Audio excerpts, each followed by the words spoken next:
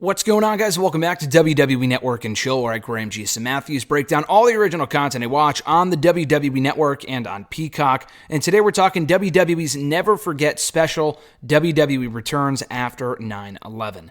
They put this up on Friday on their YouTube channel, social media channels.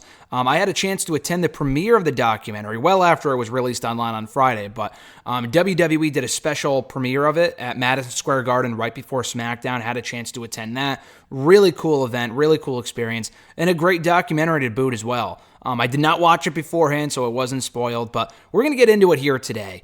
And this is probably, I think, if I'm not mistaken, the first time WWE's really gone in detail with the experience and, the idea of putting on a show, the first formal large gathering following 9/11 20 years ago, as we had the 20-year anniversary of the tragic event just yesterday.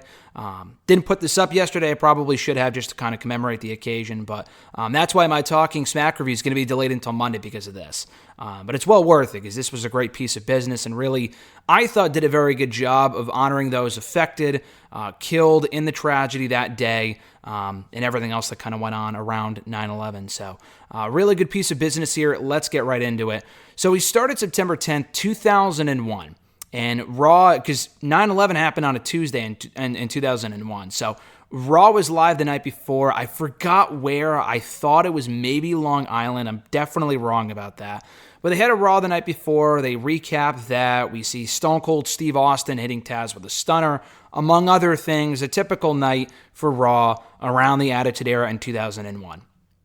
We hear from Trey Wingo, I believe is how you pronounce his name, an ESPN anchor at the time, who talks about WWE's popularity and how everyone was kind of aware of WWE's growing popularity and how ingrained they were in the pop culture of whatever at that point. We also hear from Tom Rinaldi, who was at the event on Friday. I didn't know he was a major name on the ESPN side of things, otherwise I probably would have said hi because he was sitting right in front of me. But he serves as the narrator for this special. And I guess he does a lot of the documentaries, or he does a lot of the narration for the documentaries for Fox and for ESPN. So I thought he did a great job here as well. We hear from Paul Heyman. Paul Heyman is all over this documentary, as he should be, because not only was he involved in the creative team at the time, he's obviously a native New Yorker, so he knows this whole thing better than most people and was very close to it, not physically, but mentally and emotionally and everything else. So he talks about how he was creative team. He was on the creative team at the time. He flew to Houston with the other writers and everyone else to meet with Vince about SmackDown on Tuesday, because this was back when SmackDown was airing on Thursdays, but they would tape it on Tuesdays before it would air on Thursdays. So he was already in Houston, as were, I believe, the other wrestlers. I'm almost positive. They were already there or on their way there. Heyman was there to meet with the other writers about SmackDown with Vince. We hear from Bruce Pritchard as well. He was with the company at the time as part of the creative team. He remembers watching the news in his hotel room or while he was with the other writers, as did Vince. And we hear a lot from Vince on this documentary as well, which was imperative. I mean, Vince's role in this whole thing, the show that followed 9/11 was massive. So how can you not interview Vince for this thing? But Vince talks about the uncertainty of it all. Like, how could something of this nature even happen? Because that was the first time, really, and I hate to say it, but we've had a lot of, not this major of event since then, but we've had a lot of shootings and school shootings and mass killings in the last 20 years. That's really become more commonplace, and I hate to fucking say that, in our country here in the United States over the last decade or so. So at this point, not that nothing had ever happened to this degree before, but something quite like this had never really happened in the U.S. at this level. And a lot of people were kind of coming to terms with how something like this could even happen. And Vince was no different. We hear from Stone Cold Steve Austin. They interviewed him for this thing, which was great. It kind of chokes up a little bit, talking about reliving that moment and watching it on the news and all of the emotions that he was feeling at that time and seeing the smoke coming from the towers while watching the news. I don't think they actually showed the attacks here in this special, which I appreciated. You don't really need to include that. So they show the aftermath and the news broadcast, but you don't actually see the attack itself, which I appreciated. But nonetheless, we hear from Lillian Garcia, and she was a big part of this documentary as well, because obviously, as we'll talk about in a moment, she sang the Star-Spangled Banner at the SmackDown that Thursday. She remembers hearing from someone who was on site there on the day of 9/11 in Manhattan, someone that was running from the scene. I believe they were fine in the end. She didn't mention that they passed away, but he was someone that was in the area that was running away from the attacks right after they happened. And he was downtown, and he was calling her saying, listen, I'm okay, but here's what's going on. And then the phone cut out while they were talking while he was running away, which is really, really scary stuff. Tom Rinaldi, the narrator for the special, discusses how there were 4 coordinated attacks that took over 3,000 lives that day, and it's the deadliest foreign attack in U.S. history. We hear from Triple H, we hear from Kurt Angle. Get well soon, Triple H. He had that cardiac event the other day, or maybe it was last week. I believe he underwent surgery just recently, so hopefully he's doing better. But we hear from Triple H, Kurt Angle, Stephanie McMahon, who was at the event on Friday, which was cool to see her in person. They all discuss not believing what they were seeing on TV, calling people close to them, people they knew that were in the area, that lived in New York City, that lived in New York, anyone that could possibly be affected, to see if they were okay. Paul Heyman says that New York, Madison Square Garden, is WWE's home. When people refer to WWE, even to this day, which is, it's annoying that people still do this. It's not the E or the F. People still call it the New, oh, I'm going to go up to New York. Because that's what it was called so commonly back in the day. People still call it that to this day. I mean, I understand why they do that. I just think it's fucking dumb. But still, he's right when he says that New York and MSG were very much WWE's home base. All the shows they ran in the Northeast and the early years of the company's formation and how big they got over there due to the people like Hulk Hogan and Bruno Sammartino and Bob Backlund, so on and so forth. So we hear from Vince. We also hear from Sean Waltman, X-Pac, about the importance of New York to the WWE family. And Heyman said that something like this was devastating to all New Yorkers who had the sense of invulnerability type of thing, thinking, oh, nothing will ever happen. I mean, he worded it the right way. I'm not exactly wording it the right way, but you never really think something like this could happen until it happens. So it was devastating specifically to those that were affected in the area that day. All flights subsequently were grounded in Houston. No one was coming in or out. I'm sure that was the case in a lot of cities, obviously, but they were in Houston, which is why they mentioned that for SmackDown that Tuesday. WWE talent were told to stay in place, and I think they went out on the town to go get something to eat, so why they were told to stay, I mean, I guess when they were told to stay in place, it meant stay in Houston, but not necessarily stay at your hotels, but later that day, maybe it was the next day, they went out for a bite to eat or something in the area, and there was no one on the streets. Edge recalls it being post-apocalyptic. That's the sense that it kind of gave him this whole thing.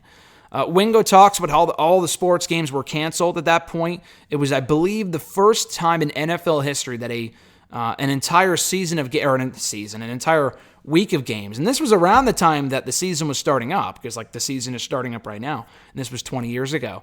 The first time, I believe ever, aside from a work stoppage-related incident, that an entire week worth of games was canceled. So after the NCAA canceled all their events, followed by the NFL, everyone else kind of followed suit. The NBA, who I'm not even sure if they were having games at that point. I don't really closely follow sports, but I know the MLB were having games, and they had to cancel all their stuff. So WWE was no different. They did not hold a show that night, and it was the first time something like that had ever happened with all the massive cancellations, even dating back to, I believe, I don't know if it was in the documentary that they mentioned this. Maybe it was somewhere else that I read this, but they didn't even cancel games following the assassination of JFK back in the 60s. So for something like this to happen was just absolutely massive and scary, obviously. So they played President Bush's address, from the time, and him talking about addressing the nation and the attacks themselves and how we will regroup and rebound and bounce back, all this other stuff. Vince, thinking about the incident, reflecting on it that week, wanted to fight back. And Heyman knew the pressure that Vince was facing at that time. Do I do a show? Do I not do a show? Everything else is canceled. Do I do a show and make it look, is it tasteless to do a show? And I think a lot of people would argue that it was. And, everyone's entitled to their own opinion when it comes to this type of thing. Other people were thinking, yeah, let's do a show, offer the ultimate distraction from reality right now, which is something that people need.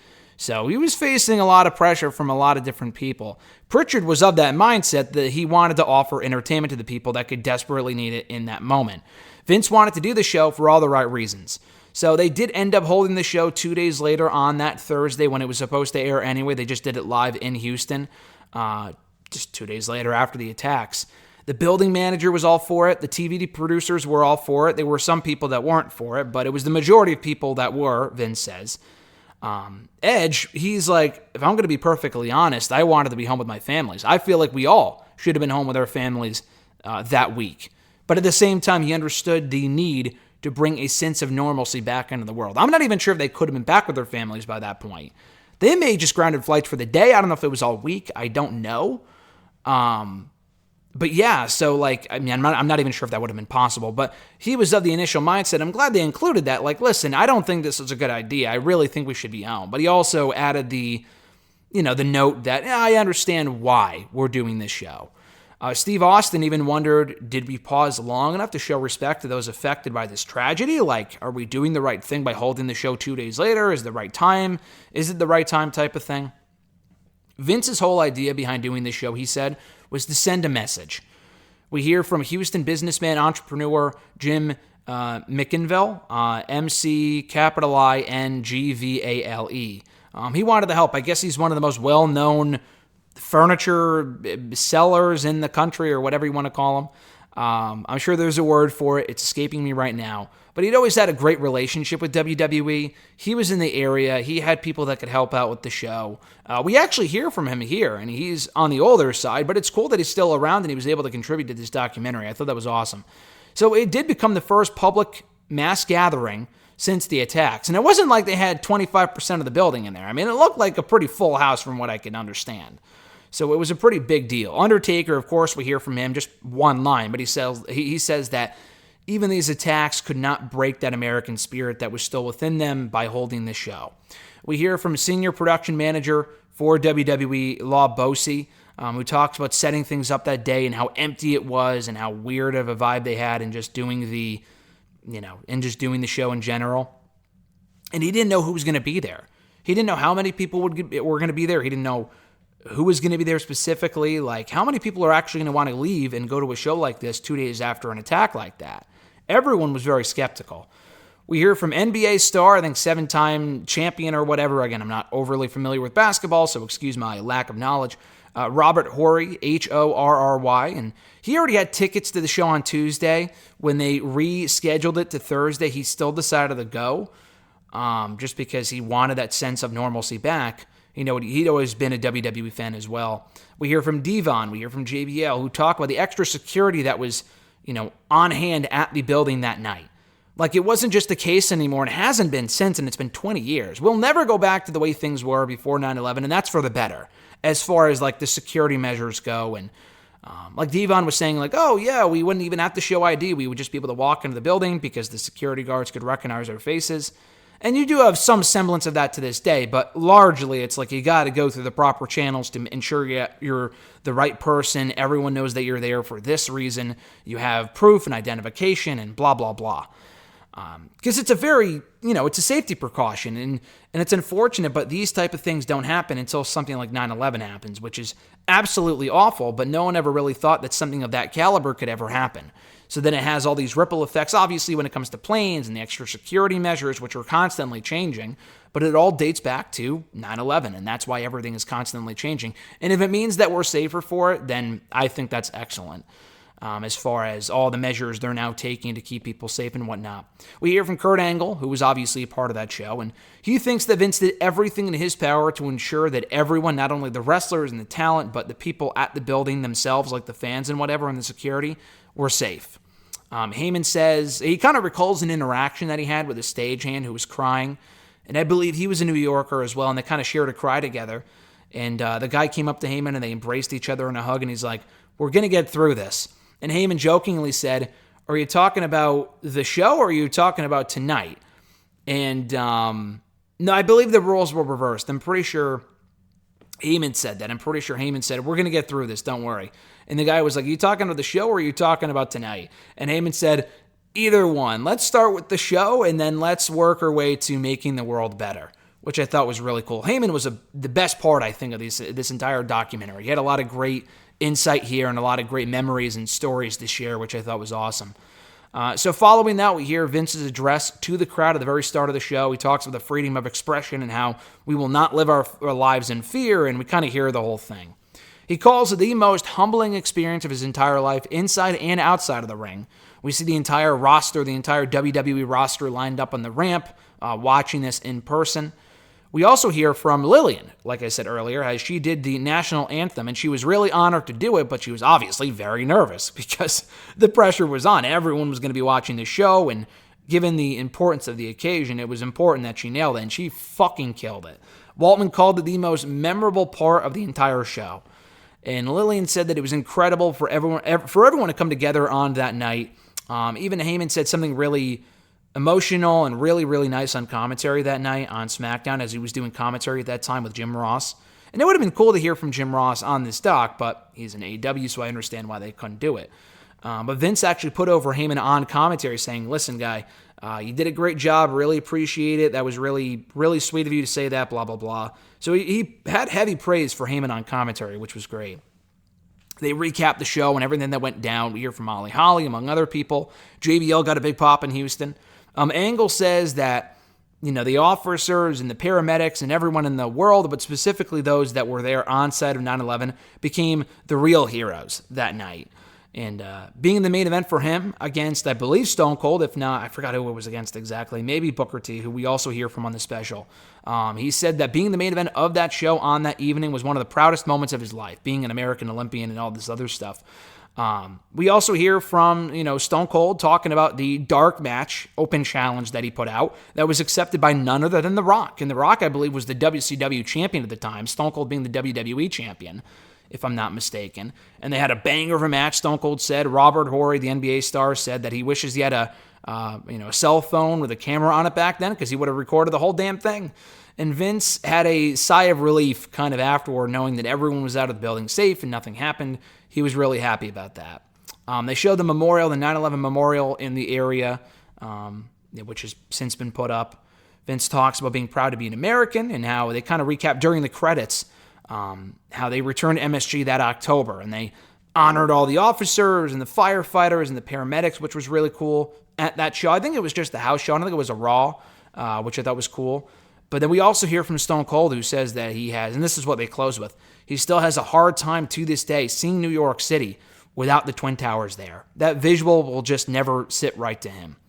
And that was it. That was WWE's Never Forget, WWE Returns After 9/11 documentary. Great stuff. It's only about 35 minutes. It's really not that long. Well worth the watch. I thought this was excellent. Like I said, everyone's going to have their own opinions on WWE, painting them out to be the heroes, painting themselves out to be the heroes. Oh, we did a show. We're so great, blah, blah, blah.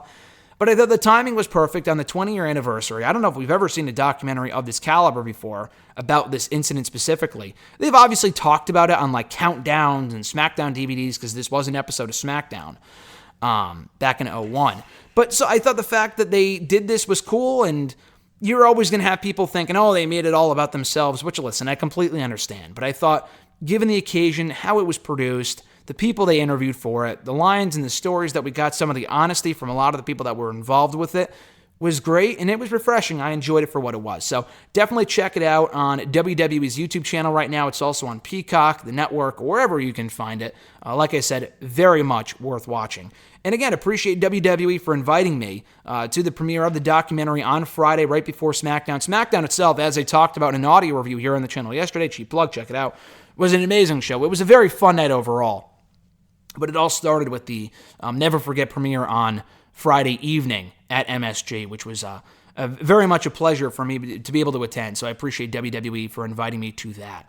But hope you guys enjoyed my review of Never Forget WWE Returns After 9/11. Be sure to like this video if you enjoyed it. Be sure to drop a comment, share the video, and subscribe to the channel for more daily content. Have an awesome one, guys. Enjoy the rest of your weekend. I'm Graham G. Matthews, and I'll catch your ass down the road.